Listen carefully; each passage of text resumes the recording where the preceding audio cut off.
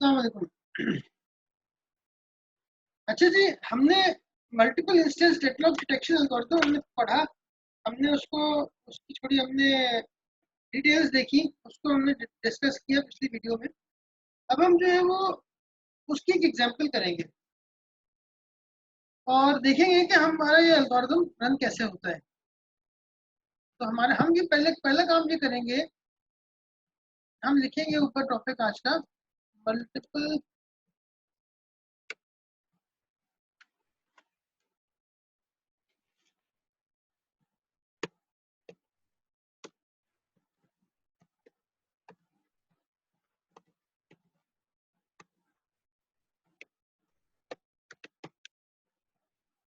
Multiple instance deadlock detection algorithm.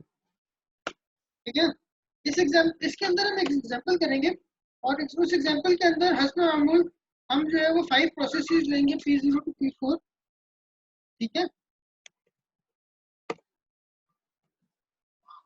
हमारा पहला काम ये होगा कि हम 5 प्रोसेसेस लेंगे, इनके वो नंबर्स होंगे P0 to P4। Processes P0 to P4 हमारे पास 5 प्रोसेसेस होंगे और हमारे पास 3 रिसोर्स टाइप्स होंगी।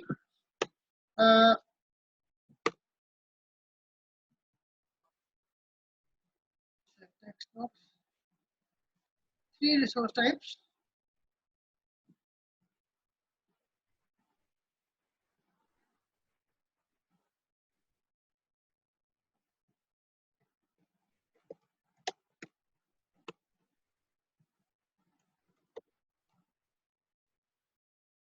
A, B and C.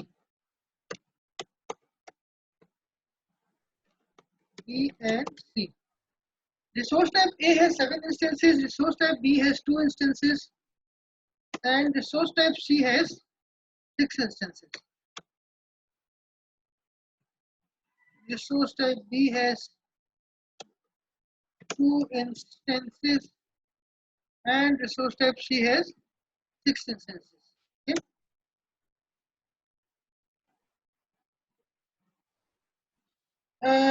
अब हम पहला काम ये करेंगे कि हम स्नैपशॉट बनाएंगे सिस्टम का at time t is equal to 0।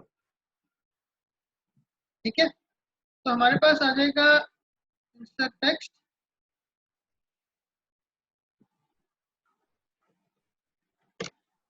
snapshot of the system at time t0। okay?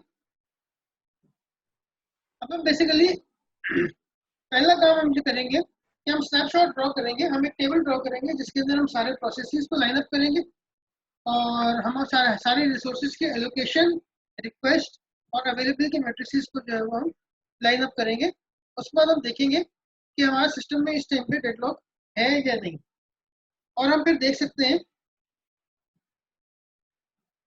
कि अगर हम रिसोर्सेज एलोकेट करते हैं तो उसके बाद डेडलॉक आएगा या डेडलॉक नहीं आएगा।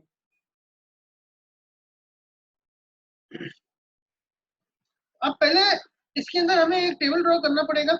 इसको पहले हम जो है वो अंडरलाइन कर देते हैं इस पार्ट को, ताकि हमें समझ में आ जाए। फिर हमें टेबल ड्रॉ करना पड़ेगा with about 4 columns and 7 rows। Okay, insert table 4 columns and 7 rows। Okay, ये टेबल हमने ड्रॉ किया। यहाँ पे सिस्टम का स्नैपशॉट ड्रॉ करने के लिए हमने ये टेबल रखा। इसके अंदर पहला कॉलम हमारा होगा प्रोसेसेस का। हम इसके अंदर बहुत आसान है, पहला काम ये करते हैं कि हम इसकी फॉर्मेटिंग थोड़ी सी बेहतर कर लेते हैं ताकि हमें आसानी हो। इसकी फॉर्मेटिंग के अंदर हम यहाँ करेंगे और प्रोसेसेस, हम पहले कॉलम में प्रोसेसेस लिस्ट डाउन करेंगे, फिर हम दूसरे कॉलम में हम कहेंगे एलोकेशंस, करंट एलोकेशंस कितनी है। फिर हम अगले कॉलम में कहेंगे कि प्रोसेसेस की रिक्वेस्ट कितनी है, और उसके बाद फिर अगले कॉलम में हम जो है वो एक अवेलेबल का मैट्रिक्स रखेंगे, जिससे कि देखेंगे हम कि हमारे पास क्या क्या काम हो सकता है। ठीक है, तो इसके अंदर आसान है। हमारे पास प्रोसेसेस में एलोकेशंस के अंदर हमारे पास 3 रिसोर्स टाइप्स है, तो हम ए बी सी, ये हमारे पास 3 रिसोर्स टाइप्स है। हमारे पास इतने बड़े कॉलम की हमें जरूरत नहीं है, हमने थोड़ा सा इसको कम कर लिया ताकि बाद में हम दूसरा भी ड्रॉ कर सकते हैं, हमारे बोर्ड की जगह थोड़ी सी स्पेस सेव हो जाए। ठीक है, और हमने इसको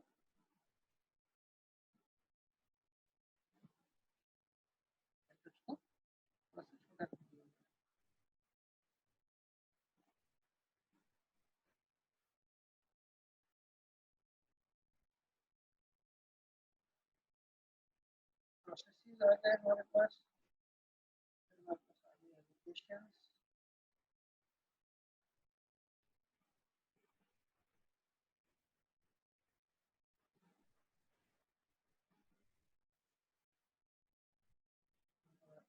क्लियर कर लेते हैं। हमारा जो टेबल हमने बहुत छोटा सा बना दिया था, तो हम इस टेबल को जो है वो थोड़ा सा रिफॉर्मेट कर रहे हैं ताकि आपकी समझ में अच्छी तरीके से आ जाए।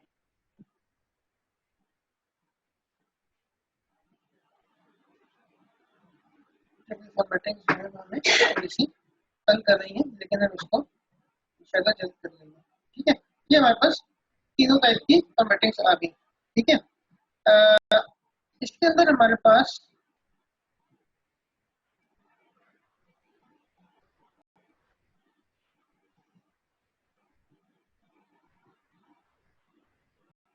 ठीक है, तीनों टाइप की फॉर्मेटिंग हमारे पास आ गई है।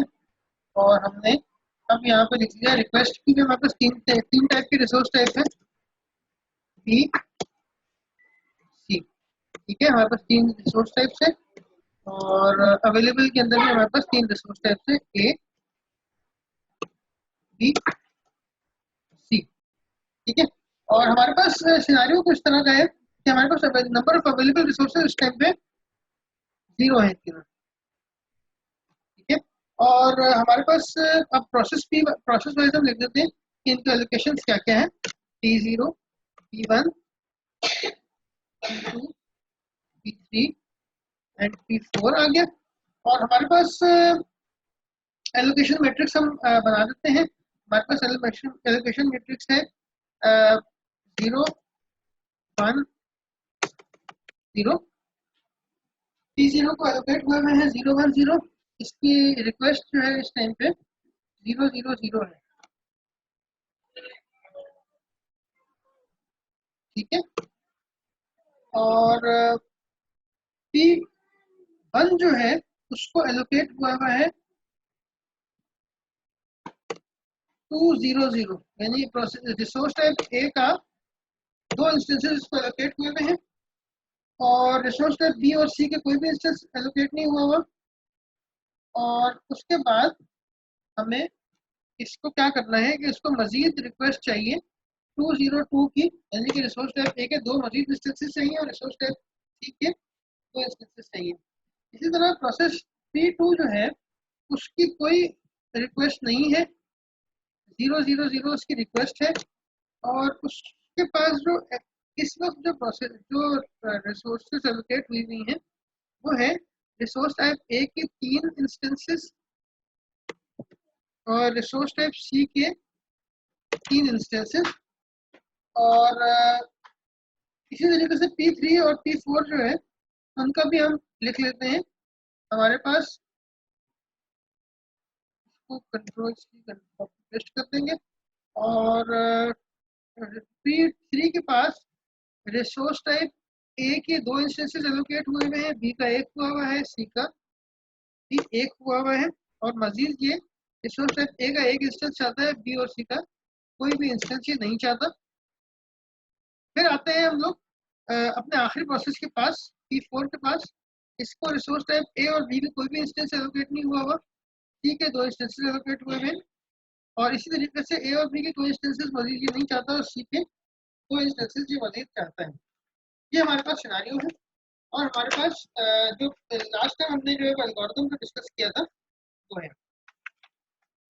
ठीक है, अब इसके अंदर क्या करता है, ये सबसे पहले ये चेक करेगा कि सबसे पहले ये क्या करेगा, work is equal to available is equal to 0 0 0 कर देगा। ठीक है ना, हमारे पास 5 प्रोसेसेस है और दैट इज इक्वल टू हमारे पास 3 रिसोर्स टाइप्स है। तो हम क्या करेंगे, तो पहला स्टेप हम ये करेंगे, हम यहाँ पे लिख देंगे work work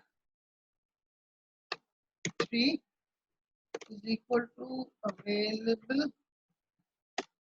is equal to 0 0 0। ये पहला काम पहले स्टेप में ये कर देगा। ठीक है, और उसके बाद ये चेक करेगा अगर किसी की एलोकेशन नॉन जीरो है तो फिनिश आई को फॉल्स कर दे। अब हम यहाँ पे देख रहे हैं अपने पास कि जितने भी प्रोसेसेस हैं इनके एलोकेशन इस वक्त सबकी नॉन जीरो है। तो हमारे पास इसका रिजल्टिंग क्या बनेगा, रिजल्ट ये बनेगा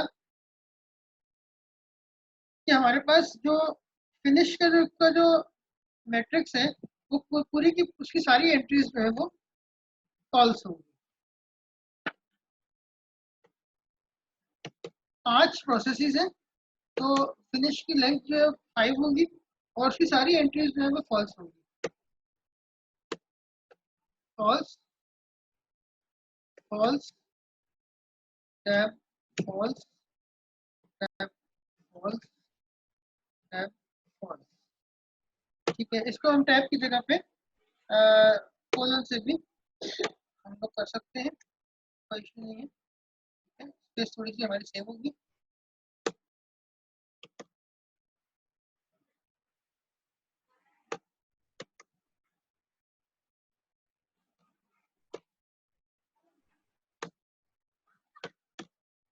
ठीक है, हमारे पास फिनिश की मैट्रिक्स जो है पूरी की पूरी फॉल्स हो गई।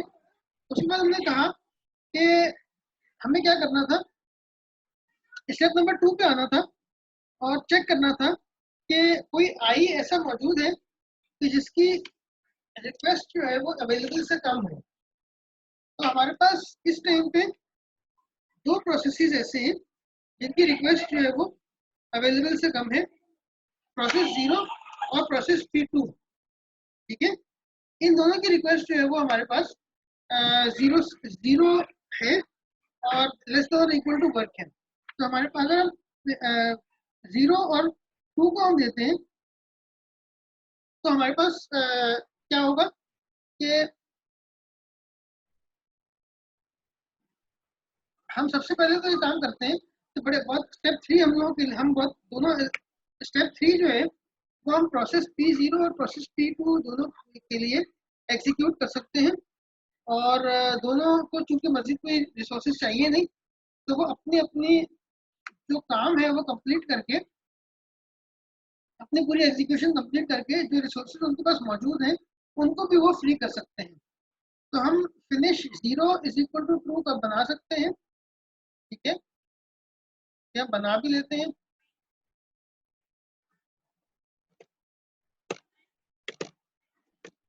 इज इक्वल टू ट्रू हो जाएगा और उसके बाद हमारे पास finish 2 is equal to true हो जाएगा। और ये सब करने के बाद हमारे पास जो वर्क मैट्रिक्स है उसके अंदर इन दोनों की रिसोर्सेज जो है वो फ्री हो जाएंगी। उसके बाद हमारे पास वर्क इज इक्वल टू हमारे पास इंसर्ट करेंगे हम शेप के अंदर और इसका मतलब ये होगा कि हमारे पास क्या हुआ कि हमने work is equal to work matrix जो है थोड़ी सी अपडेट हुई है और उसकी वैल्यू बन गई है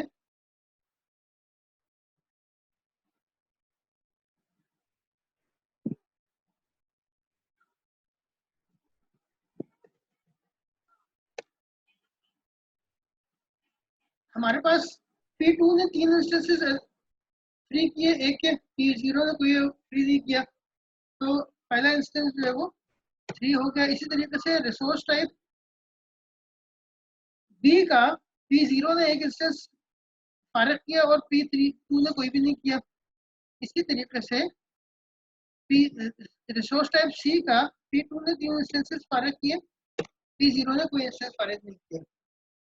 अब बहुत आसानी से हम देख सकते हैं कि हम प्रोसेस P1 को भी दे सकते हैं, प्रोसेस P3 की रिक्वेस्ट भी पूरी कर सकते हैं और प्रोसेस P4 की रिक्वेस्ट भी पूरी कर सकते हैं। और जाहिर है जब हम रिक्वेस्ट पूरी करेंगे तो हमारे पास सिस्टम जो है वो मजीद रिसोर्सेज फ्री होते होके उसके पास आती रहेंगी। तो हम at the end of the day सबको हम करवा लेंगे और हमारा जो फिनिश जो है ना वो हमारी वो जो है वो फिनिश की जो हमारी वो है वो सारी की सारी ट्रू हो जाएगी। ठीक है ना, यहाँ पे हम लिख भी देते हैं।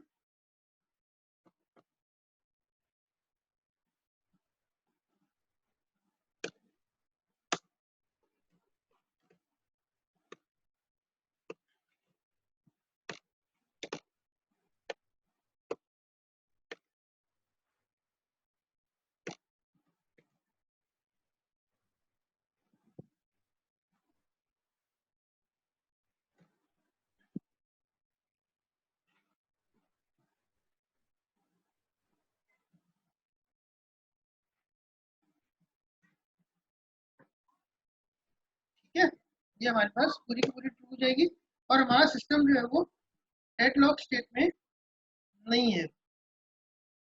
The system is not in deadlock state. ठीक है ना, the system is not in deadlock state. अच्छा, अब हमारे पास एक सिनारियो हम इसमें देखते हैं कि जिसके अंदर अगर P2 जो है वो रिसोर्स टाइप C का कोई इंस्टेंस मांग लेता है, उस केस में भी हमारे पास क्या होगा कि रिक्वेस्ट को हम थोड़ा सा चेंज कर लेते हैं और ये 0 0 और 1 पे लेके आ जाते हैं। अगर हमारे पास ये सिचुएशन हो जाए तो फिर क्या होगा, फिर हमारे पास सिचुएशन ये होगी कि हमें दोबारा से देखना पड़ेगा, पूरा एल्गोरिथम रन करना पड़ेगा। हमारे पास ये चीज तो ऐसी की ऐसी आएगी, work is equal to available is equal to this आ जाएगा, फिनिश जो है सबके लिए फॉल्स आ जाएगा और हमें दूसरा स्टेप देखना पड़ेगा, स्टेप 2, कि वो सही चल रहा है या फिर नहीं चल रहा। ठीक है ना। अच्छा, स्टेप 2 क्या था, हमने किया था स्टेप 2 के अंदर कि हमने कोई ऐसा प्रोसेस मालूम किया था जिस such that finish is equal to false and request is less than work। अब इसके लिए हमारे पास पहला वाहिद प्रोसेस रह जाता है फिनिश 0। ठीक है ना, और हमारे पास फिनिश 0 जब ट्रू हो जाएगा, हम यहाँ पे इसको दोबारा लिख लेते हैं, कंट्रोल V करके नीचे ले आते हैं। इस दूसरे सिनारियो के अंदर जिसके अंदर हमारे पास प्रोसेस P2 ने में चेंज आ गया था, यहाँ पे मैं इसको मार्क पे कर लेता हूँ विद सम सर्कल। ठीक है ना, इसके अंदर हमारा थोड़ा सा चेंज आ गया है।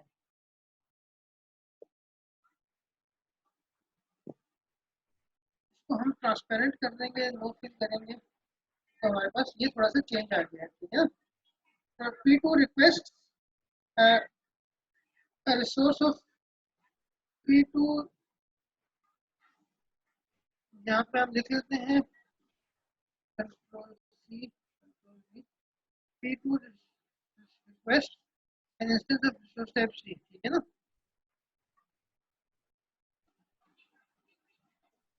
P2 requests an instance of resource type C। P2 जो है वो उसे रिसोर्स टाइप C का एक इंस्टेंस मांगा, तो हमारे पास जो सिचुएशन आई वो ये आई कि फिनिश 0 तो ट्रू हो सकता है, फिनिश 2 ट्रू नहीं हो सकता।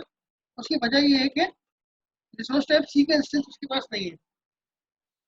अब जब ये काम हो गया तो हमने क्या किया, ये दोनों चीजों को कंट्रोल C, इसका मतलब ये हुआ हमारे पास वर्क मैट्रिक्स जो है वो इस तरीके से अपडेट हुई कि हमारे पास खाली जो रिसोर्सेज P0 के पास अवेलेबल थी सिर्फ वही फ्री हुई है। ठीक है ना। तो ये 0 0 0 से 0 1 और 0 हो गया। अब 0 1 और 0 जो है इसके अंदर हमें देखना पड़ेगा कि किस और प्रोसेस को हम ये दे सकते हैं। तो request is less than work जो है P0 तो हमारा कंप्लीट हो चुका है, ट्रू हो चुका है। P1 के लिए ये चीज ट्रू नहीं है, request is less than work false है। P2 के लिए भी request is less than work false है। क्यों? इसलिए कि उसका request is less than or equal to work false है। सॉरी, लेस देन वर्क नहीं होना चाहिए, less than or equal to work. क्यों फॉल्स है P2 के लिए? इसलिए कि रिसोर्स टाइप A जो है उसकी रिक्वेस्ट 0 इंस्टेंसेस की है और अवेलेबिलिटी 0 है। तो यहाँ ये रिक्वेस्ट टाइप A के लिए तो सही है। रिक्वेस्ट टाइप B के लिए उसकी रिक्वेस्ट जो है वो 0 इंस्टेंस की है और एक अवेलेबल है। यहाँ पे भी ये चीज कंडीशन ट्रू है। और लेकिन रिसोर्स टाइप C के लिए उसकी जो रिक्वेस्ट है वो एक इंस्टेंस की है लेकिन फ्री एक भी इंस्टेंस नहीं है। तो P2 के लिए भी ये रिक्वेस्ट पूरी नहीं हो सकती। इसी तरीके से P3 के लिए भी पूरी नहीं हो सकती क्योंकि वो रिसोर्स टाइप A की एक रिक्वेस्ट कर रहे हैं और रिसोर्स टाइप A यहाँ मौजूद नहीं है। इसी तरीके से P4 भी रिसोर्स टाइप C की रिक्वेस्ट कर रहे हैं, रिसोर्स टाइप C इसमें मौजूद नहीं है।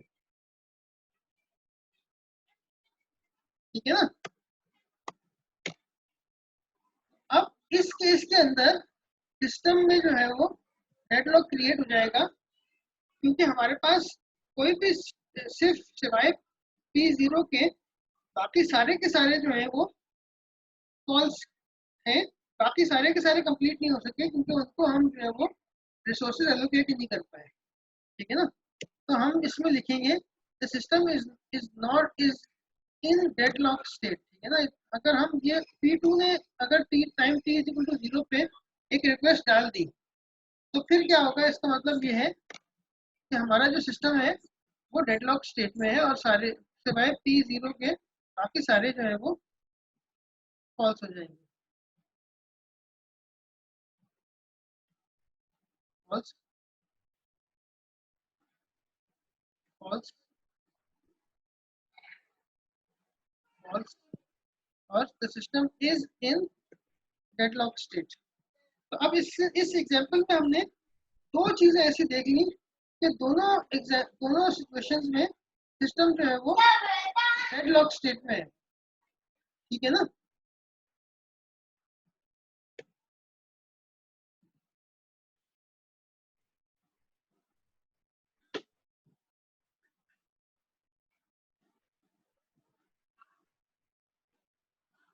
अच्छा, अब इसके अंदर अगर एक सिस्टम जो है वो डेडलॉक स्टेट में आ गया तो अब इसको रिकवर कैसे करेंगे? रिकवर करने के लिए सीधी सी बात है, हमें किसी ना किसी एक प्रोसेस को टर्मिनेट करना पड़ेगा और उससे रिसोर्सेज जो है वो वापस लेनी पड़ेंगी। अब आप इस सिनारियो में खुद से थोड़ा सा काम कर सकते हैं, खुद से थोड़ा सा देख सकते हैं कि हम किस प्रोसेस को टर्मिनेट करें तो रिसोर्सेज हमारे पास जो है वो फ्री हो जाएंगी। इसमें एक प्रोसेस तो P2 हो सकता है, उसके पास बहुत सारी रिसोर्सेज उसने एलोकेट कर हुई हुई है। अगर हम P2 को टर्मिनेट कर देंगे तो हमारे पास रिसोर्सेज फ्री हो जाएंगी और हम बाकी प्रोसेसेस को पहले कंप्लीट कर लेंगे और उसके बाद फिर हम P2 को आखिर में कंप्लीट कर देंगे। इसी तरीके से और प्रोसेस को भी देखा जा सकता है। लेकिन किसी भी प्रोसेस को टर्मिनेट करने से पहले देखना पड़ता है कि उसकी कॉस्ट कितनी आ रही है। मैंने कह तो दिया कि P2 को आप टर्मिनेट कर दें, लेकिन उसको हम तीन रिसोर्स टाइप A और रिसोर्स टाइप C के तीन इंस्टेंसेस पहले दे चुके थे और वो काफी देर उन इंस्टेंसेस को लेके बैठ चुका था। अब अगर हम तीनों 6 इंस्टेंसेस 3 A के और 3 C के उससे वापस लेंगे तो सीधी सी बात है हमारी कॉस्ट जो है वो बढ़ेगी। तो हमें देखना पड़ता है कि हमारी कॉस्ट मिनिमाइज किस जगह पे हो रही है। फिर हमें रोल बैक का मतलब ये होता है कि हम किसी सेफ स्टेट में अपने आप को रोल बैक कर लें, यानी ऐसी स्टेट कि जिसमें डेडलॉक ना हो, डेडलॉक से हम रिकवर कर जाएं। अब इस सारी चीज के अंदर एक चीज बहुत ध्यान रखना पड़ता है एक बात का, और वो है स्टारवेशन। स्टारवेशन को हमें अवॉइड करना पड़ेगा एट एवरी कॉस्ट, ठीक है ना।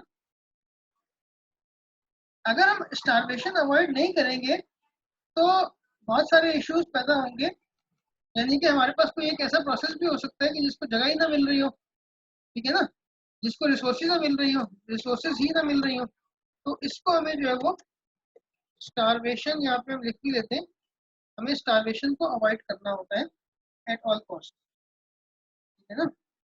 किसी भी टाइम पे आप काम करते हैं, स्टारवेशन का आपको बहुत खास ख्याल रखना पड़ता है। Thank you.